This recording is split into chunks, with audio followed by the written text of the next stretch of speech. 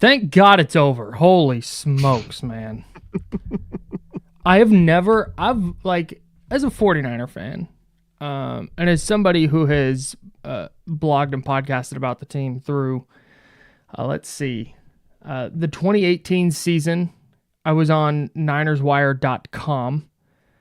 And I know you're in the same boat, and even more so because you had seasons prior to that. We started podcasting about this team at the end of 2018. We did 2020. I don't know that I've enjoyed watching a football game less than I enjoyed watching that game today. I will say I was on the beat in 2016. Mm-hmm. That team was awful. It was 2-14. The only thing that happened that people talked about that year was the Colin Kaepernick stuff. Right. As that season ended, that's sort of how this felt. 2020 felt pretty similar to this, with the obvious exception that the pandemic hasn't been happening. Mm-hmm. But yeah, man, I'm with you. That game could not end quickly enough. This is really like, the Vikings-Lions game coming on tonight. Can't wait. Is gonna be great. And there were some other games going on today. What happened with the NFC South was fun. But, like, we really don't need 17 games. We don't. And we're not going to need 18 games. Like, what's going to end up happening is you're going to have, like, 2 games matter when they're going to go to 18 games, and, like, 2 games are going to matter in the final week. And basically the end of the NFL season is going to look like an extended version of the preseason for most of the teams. Yeah, if you were tapped into Red Zone today, the Washington and Green Bay games were running concurrently, and that was for seeding. That was for the 6 seed and the 7 seed. And they were playing against teams that, like, the Packers just let Malik Willis play when Jordan Love hurt his hand. And Jordan Love was going to come back into the game, and they're like, we'll just let Malik Willis go because it's whatever. The Commanders pulled Jaden Daniels in the second half, and Marcus Mariota played the rest of that game. Like, it sounded dramatic and it looked dramatic because of the way the games ended. Like, it's for seeding, and last second field goal, and oh my God, last second touchdown. It didn't matter. It didn't. It really didn't. Even the Tampa Bay Atlanta thing didn't matter because Tampa Bay just needed to win, and then Atlanta lost anyway. Yeah. It's dumb. And like you said, it's just going to get worse when it's 18 games. Yeah.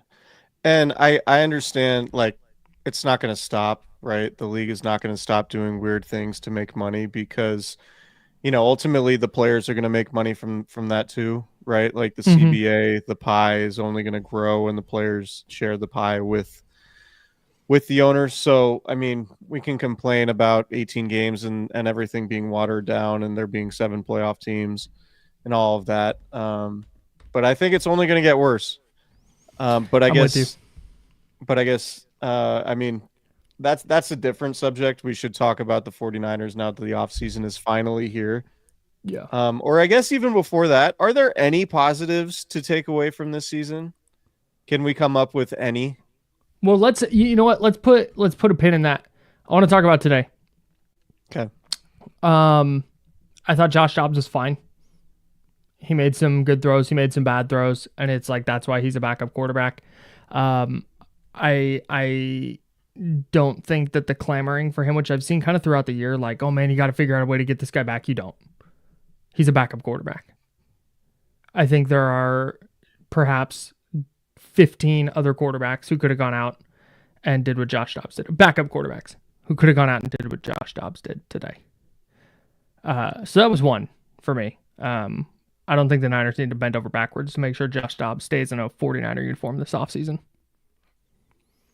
Yeah, I mean, my take on backup quarterbacks is unless you get the rare, like, Joe Flacco exception, you're mostly screwed no matter who your backup quarterback is. And if you have to play your backup quarterback for any extended period, you're not going to be winning games. Hard to forget about Brock Purdy. Well, sure. I guess Brock Purdy is like the ultimate exception. Sure. But even that aside, like, yeah, I'm mostly indifferent to the backup quarterback situation. I Me don't think too. the 49ers are going to be successful next year if they have to play their backup quarterback any I would agree. substantial amount of time. Juwan Jennings got ejected 25 yards shy of 1,000 yards. Brutal. Look, dude, I don't love the idea that the officials were like, hey, the Cardinals DBs clearly don't like this guy, so we're just going to eject him. Like, he dogged two separate DBs on two separate plays, and those DBs took exception and started throwing punches and shit. Yeah. I didn't think I genuinely, if he had thrown a punch or done something stupid, I'd have been like, wow, what an idiot. Like, you just can't do that. I am the first person to say. I didn't think he did anything worth getting ejected for. Just that he riled up two Cardinals defenders by burying them both in run blocking. I thought that was a bad ejection. That sucked. I agree. It definitely wasn't. It didn't seem like it was about what Jennings did. It was about the referees trying to control the game, because it felt like if Jennings would have stayed in, every single DB that he had blocked into oblivion would try fighting him, and the refs just didn't want to deal with fights every play, which probably would have happened. So yeah, it sucks. I thought you made a funny and observant tweet during the game when you said the 49ers should just try to fight Trey McBride every play to get him ejected. Why not? That's the precedent. We're just, all right, Mustafa and Jair Brown, and now it's Tatum Bethune. Wow, they're all going after him. Just get these guys out of here. Why not? Anyways. Yeah. It was lame. It was lame. Those dudes were mad that, like, they're 20 yards away from the play, and a lot of receivers just kind of hold up and don't really do anything, and Jennings is pancaking them into the ground. All right, man. Whatever. I loved I thought, so salute to Juwan Jennings. In my heart, he got to 1,000 yards. I thought Ricky Pearsall had another productive game. Not just numbers wise, but just doing a lot of different stuff. Being effective down the field, being effective in the screen game. I thought his touchdown catch was really impressive. Had a DB all over him, makes the catch, and then carried the guy into the end zone. I was, if you're looking for like silver linings from this year, really the entire draft class, there's some hope that they could have some productive players here going forward. Yeah, I think you do have to feel pretty good about the draft class. I don't know if you have any stars or all pros necessarily, but I think Ricky Pearsall to me looks like the next really good Kyle Shanahan type receiver. I think you feel good about that. You feel good about Dominic Pooney, obviously. Thought you should feel good about Renardo Green based on how he played. Malik Mustafa, I think, played well enough. If they end up with 4 starters out of this draft, and we'll see.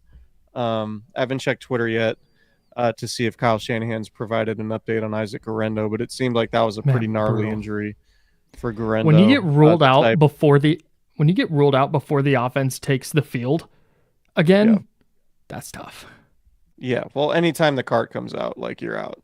I don't know if I've ever seen a player get carted off and then return to the game. But the point here is that if you have 4 starters from a draft class, that's a really, really good draft class. And it potentially becomes a great draft class if any of those guys develop into Pro Bowl type guys, which is, drafting well has got what catapulted the 49ers into contention in the first place. They haven't done it very well within the last couple of years. And, there are signs that this is potentially a good draft class in 2024. So I guess that's probably the most positive thing to take away from this year, right? Like, I think I was going to go through Pearsall and Pooney and Mustafa and Green, and like those guys feel like good players. But other than the rookie class, it's like, and George Kittle and Fred Warner playing through injury, I don't really know, what you hang your hat on if you're the 49ers to say, yeah, this was an awesome development this year. It feels like it's only the rookies and Kittle, frankly. Yeah, I think that's it. I think that's all I got anyway. Just in terms of positives this year, like even today was just injuries, turnovers, penalties. What, they get penalized 12 times, I think. I mean, this was a disgusting football season.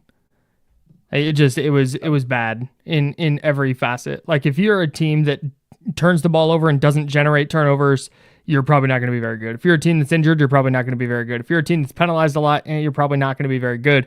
When you're doing all three of those things, that's tough. That's a bad spot to be in. So I thought today just perfectly encapsulated just how dog shit they've been for most of 2024. Yeah, I'm looking now. But salute to Bernard today. Coming into the day, the Niners were in the middle of the pack, actually like the lower third of penalized teams. But it feels like, it's been horrendous. Their net penalties minus 20, so they've been penalized 20 times more than their opponents, which is actually one of the worst. I think that's. I think the penalty thing was more. A lot of them were like procedural, which is a problem, right? Just lining up incorrectly.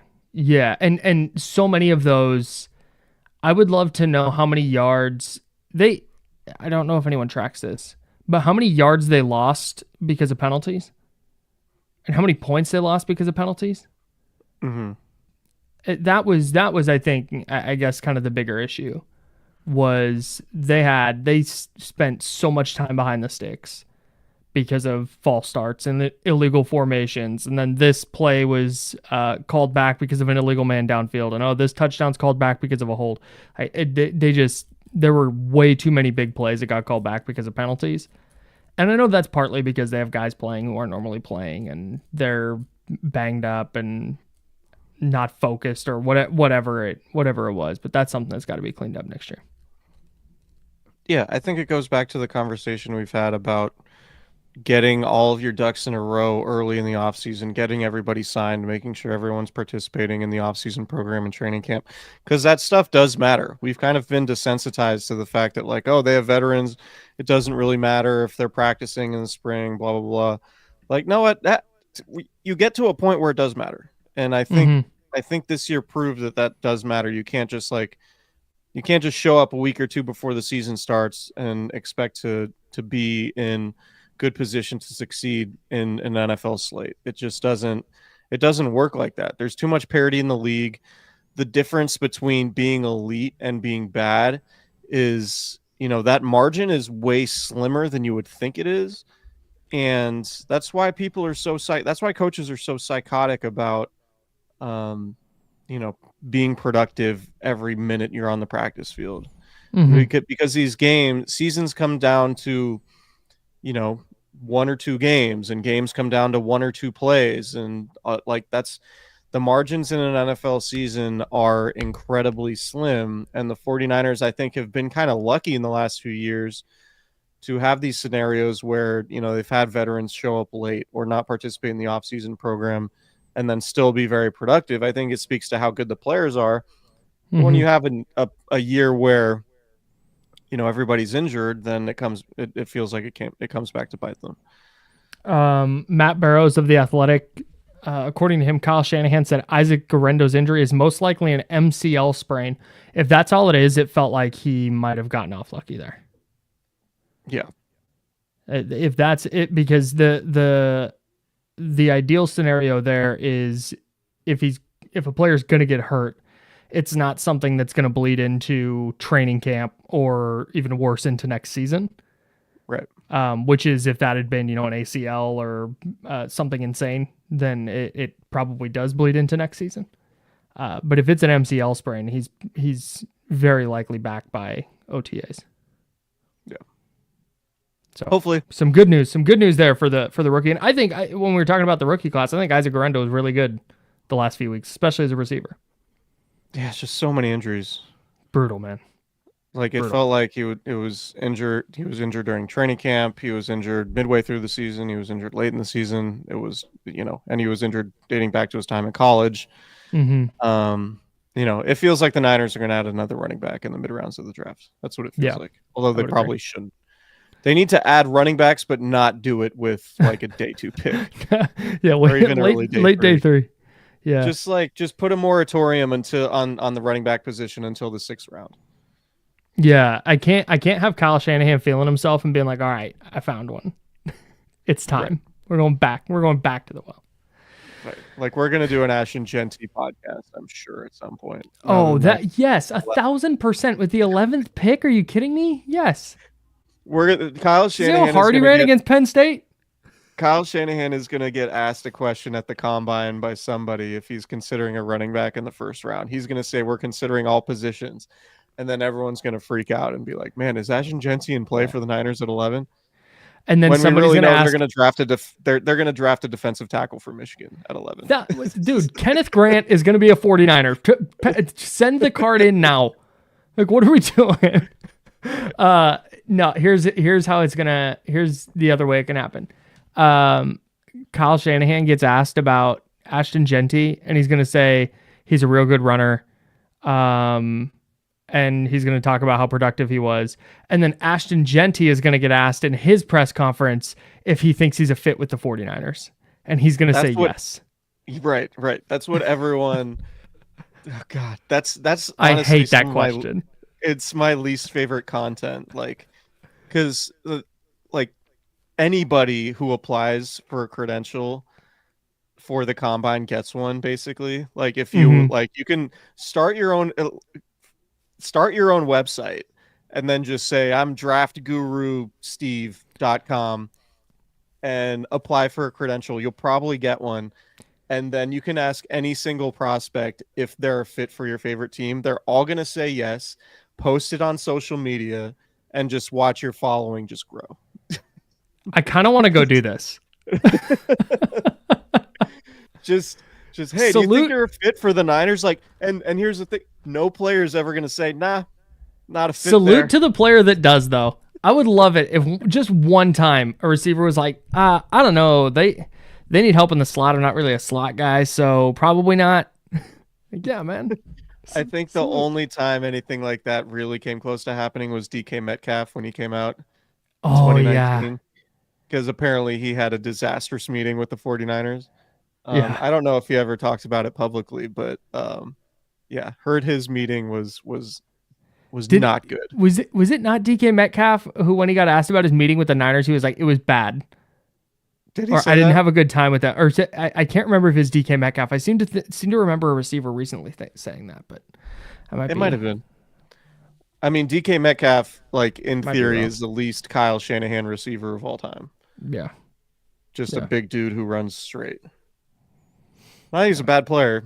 He's done it. He's done really it good, well. really productive player, and was the focus of one of the best sound bites we've ever had on this podcast. Shout out to Fred Warner. I'm big. Fred Warner came on this show and just threw great shade at DK Metcalf. If very subtle. If you're unfamiliar, find it on our YouTube channel. You can find Fred Warner on the Candlestick Chronicles, and he talks about it. Shout out to Fred, big Fred guy. I was pretty shocked he played almost the entire game today until it really got out of hand late. Yeah, I think Fred's a psycho I think Fred's just a psycho that like he's just not coming off the field. Yeah, Kyle Shanahan basically said on Friday that they told players they weren't playing. Right. Like typically they ask a player like, how you feeling? And the player's always going to be like, I want to play. And they're trying to get players ready to play. And this week they were getting players ready to not play. Like, no, you're not. Good. You're done for the week. Like Lenore shut down for the week. You're not playing. Debo, you're not playing. But I'm guessing Fred Warner didn't take that same. That's the right way to do it. Yeah. Yeah. Go ahead. Just curious if Fred is going to need like off-season surgery or something. Yeah. Yeah. That's kind of, I mean, that's the next thing, right? So it's Brock Purdy's contract will be, let me ask you this. Is Brock Purdy's contract done by the draft? I mean, I hope so, but I don't think it will be. Yeah, me too. I could see it happening during the draft.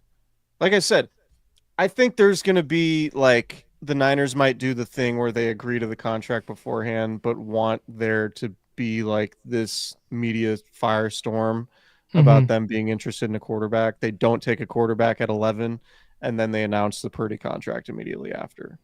Mm-hmm. Right. Like that's what they did. Who was it? Was it Was it like Jaquaski Tart one year? They extended him. There was a player, I want to say there was a player they extended immediately after they drafted in the first round while I was covering the team, and they announced the extension afterwards because they wanted there to be some sort of mystery as to the player they were taking. I need to go back and look, but I feel like it was somebody like Jaquaski Tart. Like signed an extension after round one, or announced it after round one. I don't know, but yeah, I hope. I mean, it should get done early. And here's the thing with the Purdy contract that I was thinking about today. We've talked a lot about AAV, right? And the obvious Average annual disclaimer value. here, yeah, the obvious disclaimer is AAV is not necessarily the right way to look at these contracts. But the Niners are going to sign Purdy. It's going to be some obscene number, and then when the actual structure of the contract comes out, it feels like it's probably going to be very manageable, particularly in the first couple of years of the deal. And there's probably going to be some out in the third or fourth year that makes it pretty palatable. And we're going to feel silly for focusing so much on AAV and like, oh, it's 55 million. It's like, well, if they needed to get out of it after year 3, they guaranteed him, $80 million or whatever. And it was fine. Yeah. Like, that's kind of how I see this thing going. But in terms of when he signs, man, I hope it's tomorrow. He's eligible for the extension tomorrow. That'd be great. Isn't he eligible now? Or is it tomorrow? I mean, I guess now that week 18 is over. Sign it now. I'm not. I'd be stunned. Stunned. If they got it done. 4 years, 212. Let's go. Let's just get out of here. Do you know another like sneaky benefit of the 49ers being good the last few years is? They usually get the good broadcast teams.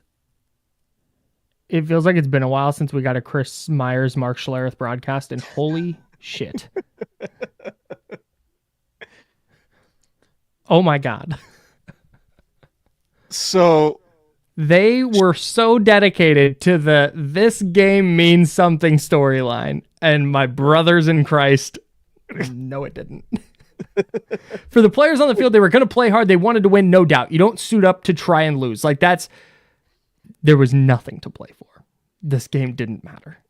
It wasn't even for like third or fourth in the division. The Niners are in the basement, last place. It's a straw man thing, right? Because anybody with any sense knows that, yeah, these players are playing for jobs.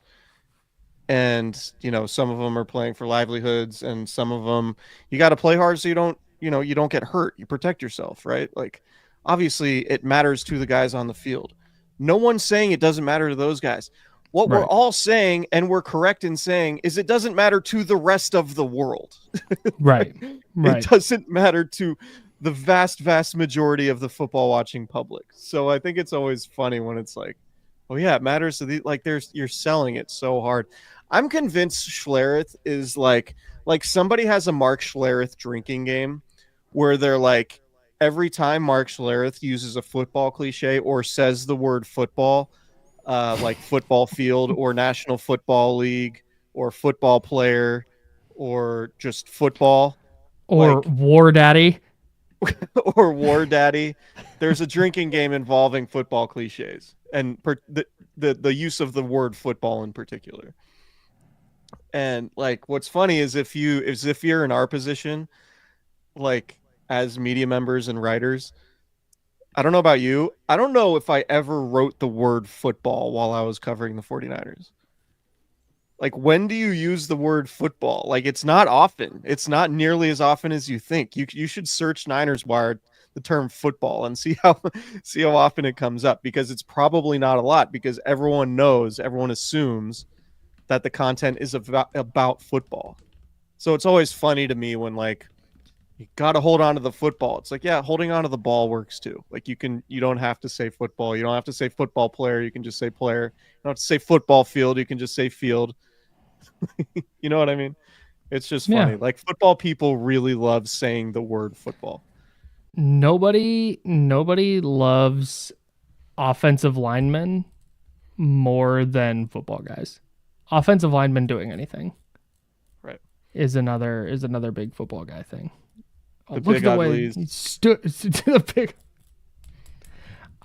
Do you know why Mark Schlereth is called Stink?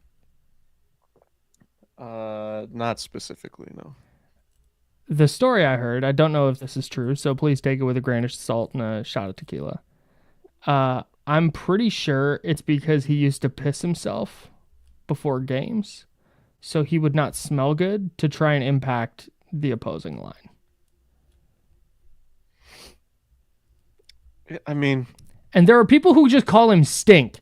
Like, they're like, hey, Stink. Man, what? He pissed himself. It's disgusting.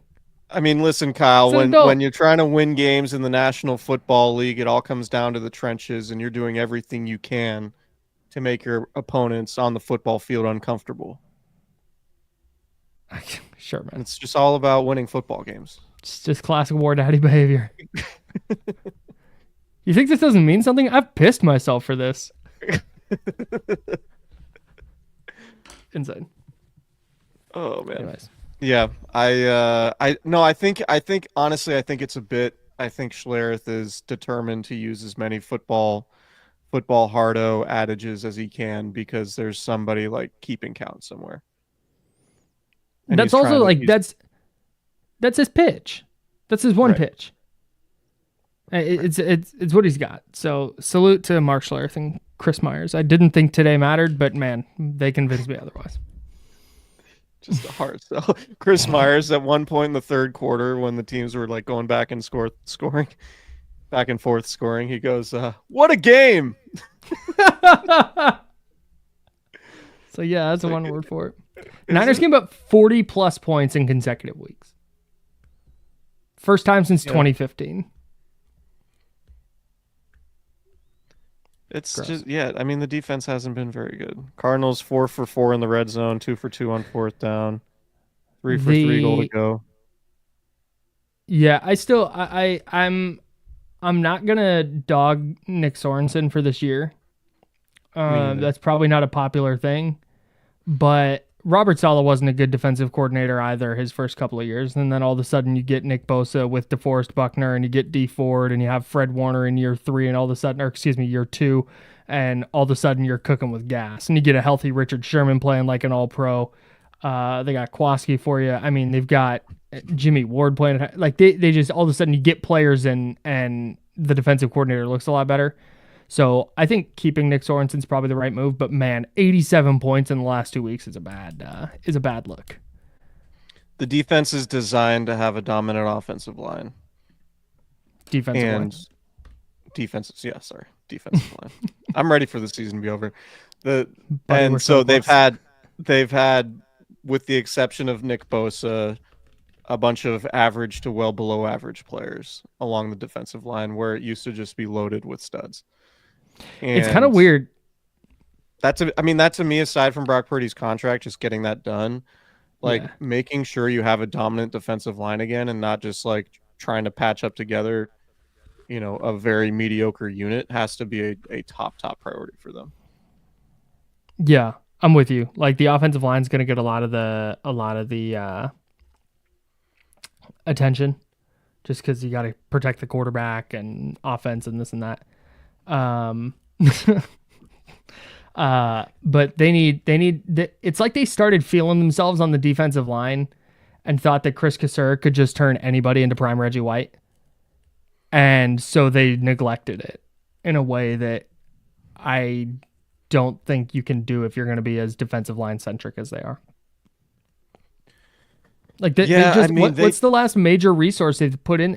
They drafted Javon Kinlaw in the first round, and they threw a bunch of money at Javon Hargrave. And like outside of that, they haven't. Yeah, great. That was really clear from week 3 of year 2 that was going to be a mess. They knew he had an injury coming into this year, and they rolled in with Robert Beal, and I guess they went and got Leonard Floyd and Yetur Gross-Matos, and those are mid-tier free agents at best.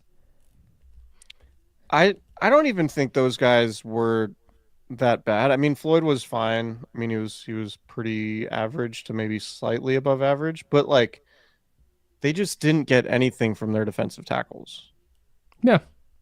in the run Yep. game or the pass game. And that's kind of the whole thing. Like Hmm. you had two dominant defensive tackles for those years where you had the best defensive line in the league, Hmm. and you can't just replace those guys.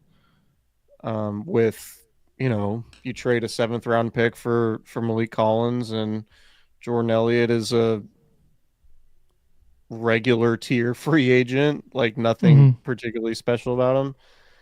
Like, yeah, Charles Amenahu was a nice pickup. Arden Key was a nice pickup.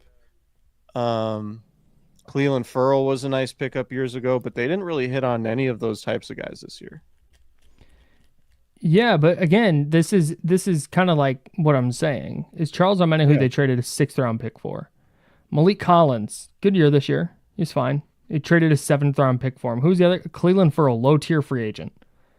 Who's the Arden Key was gonna get run out of the league. They haven't devoted actual resources to their defensive line. It seems like they haven't devoted enough resources to it. Drake In my Jackson opinion, not panning out has been a really brutal development for them. yeah, They yeah. really needed Drake Jackson to be good. Yeah. And Javon Hargrave's injury really, really hurt them this year. They were already thin up front, and then you lose your best player. That's going to be a problem. They had injury issues up front all year, and that's what so the Cards Wire guy, our buddy Jess Root, asked me, like, why has their season been so disappointing?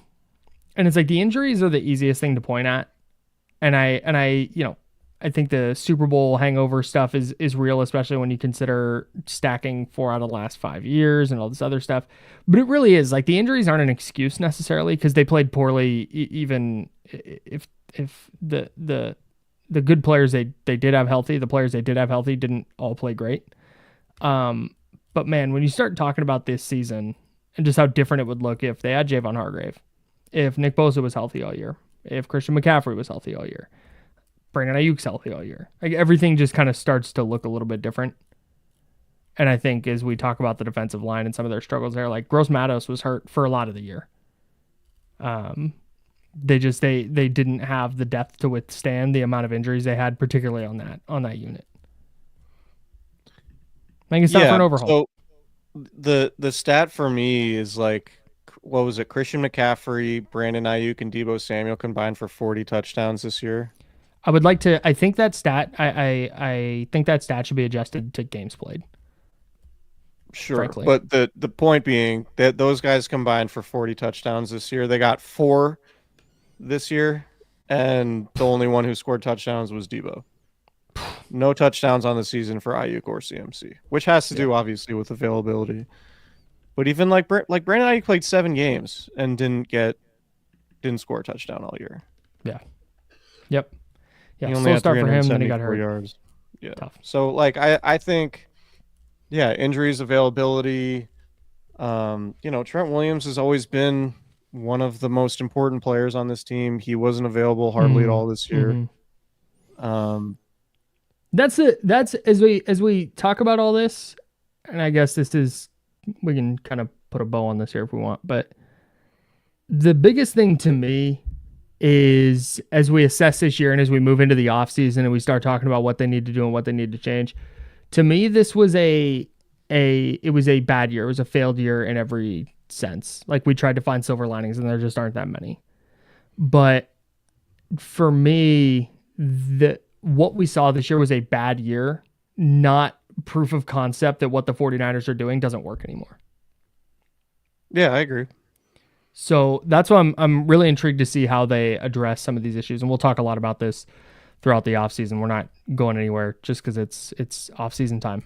We got playoffs to get through, and draft and free agency and all that jazz. But um, I don't think that there need to be some significant changes. But to me, it's like revamping personnel. It's not they need to break this thing down to the studs and refigure out how to do football. Because that just wasn't the takeaway for me this year. Yeah, I agree. I one thing or a couple things I think are worth monitoring. Um, Will they change their stance in terms of the way they allocate resources towards the offensive line?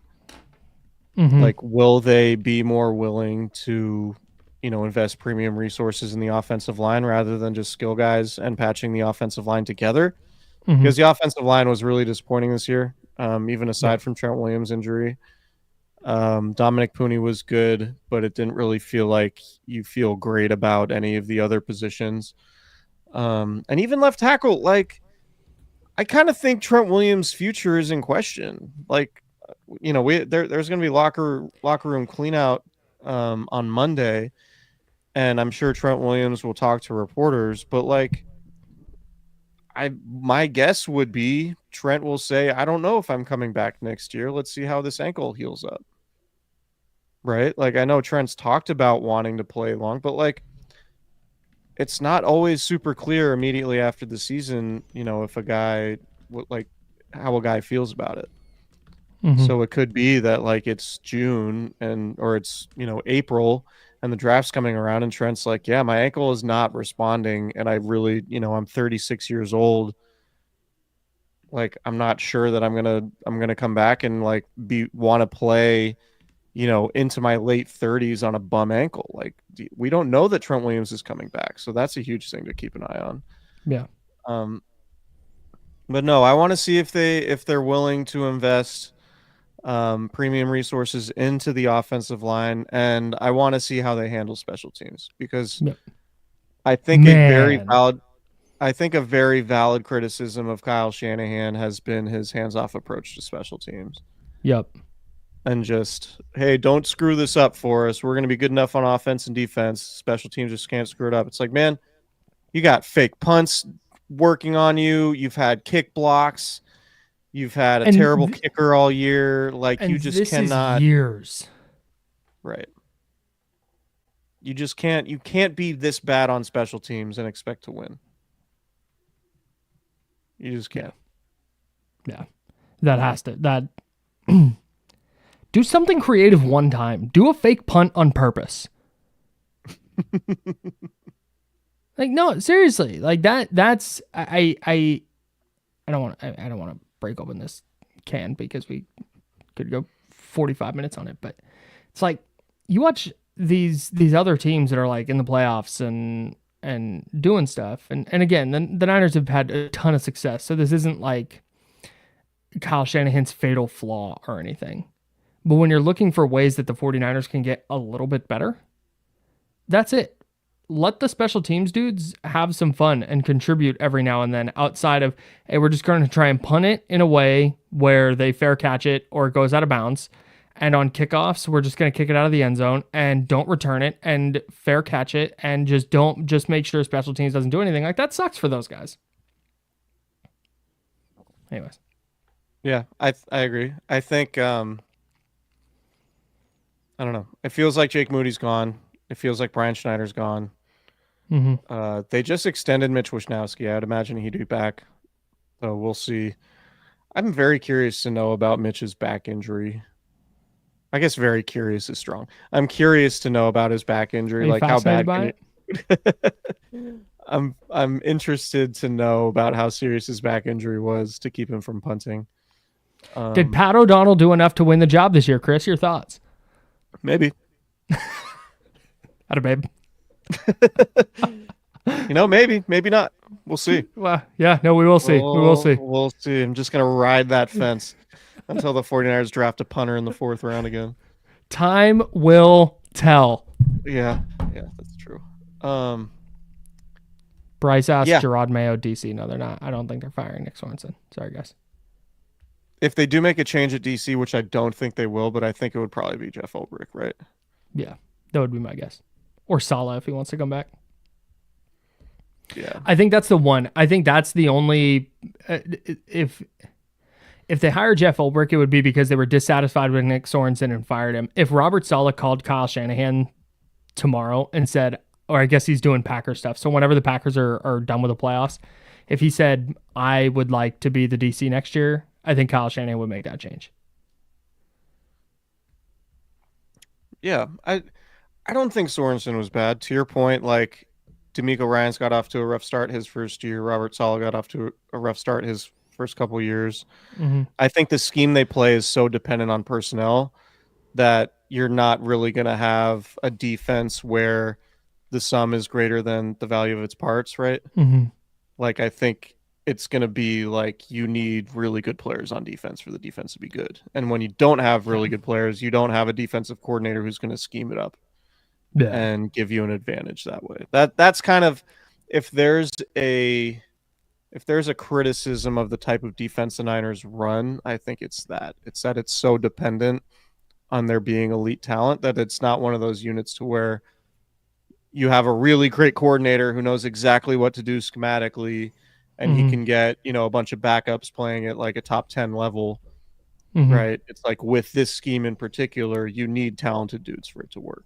Yeah. And I think a lot of their stuff this year was communication related.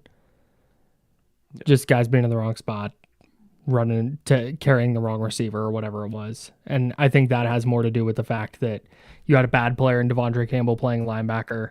You had a pass rush that was not reliable. You have different safeties in and out of the lineup, including a rookie. Renardo Green, a rookie, is in there. Dre Greenlaw. Yeah, do you have Dre Greenlaw? I have a hard time putting that on the DC. That's all. I do think Dre Greenlaw was probably undervalued. Like we saw how valuable Dre Greenlaw was. Yeah. And I kind of wonder if that makes him overpay this offseason to try and keep him. Yeah, we'll see. That's an interesting one. It's tough because it's like when he's healthy, yeah, he's clearly a baller. But is he going to be healthy?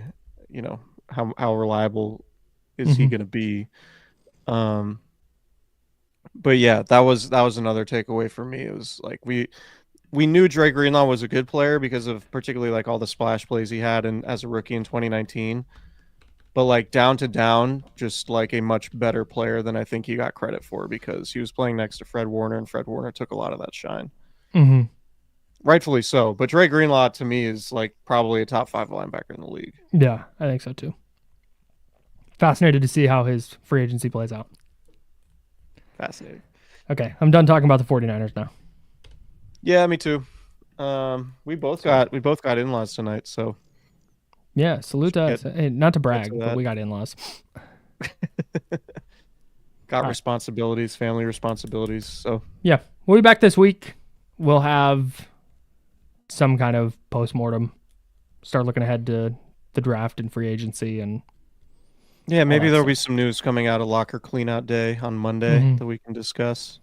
Yep. Trent Williams will address his future. Maybe we get Brock Purdy on his contract. John Lynch is going to talk. Kyle Shanahan and John Lynch are going to talk. Yep.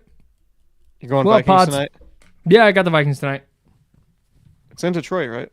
Yep. Okay. Yeah, I think I'm with you. I don't love that. I don't love what I saw from the Lions defense. Okay. Yeah, that's tough. All right. Vikings, I'm number out. 1 seed. Wow. All right. Subscribe to our YouTube channel, Candlestick Chronicles, thumbs up, subscribe, notification bells, all that jazz. And wherever you get your podcasts, subscribe to Candlestick Chronicles. Again, Niner season's over. That doesn't mean we're done. We're taking you well into the offseason, all the way up to training camp. And tell all your friends to subscribe to the pod. Draft, free agency, all of it. Can't wait. Goodbye, everybody. See you guys later.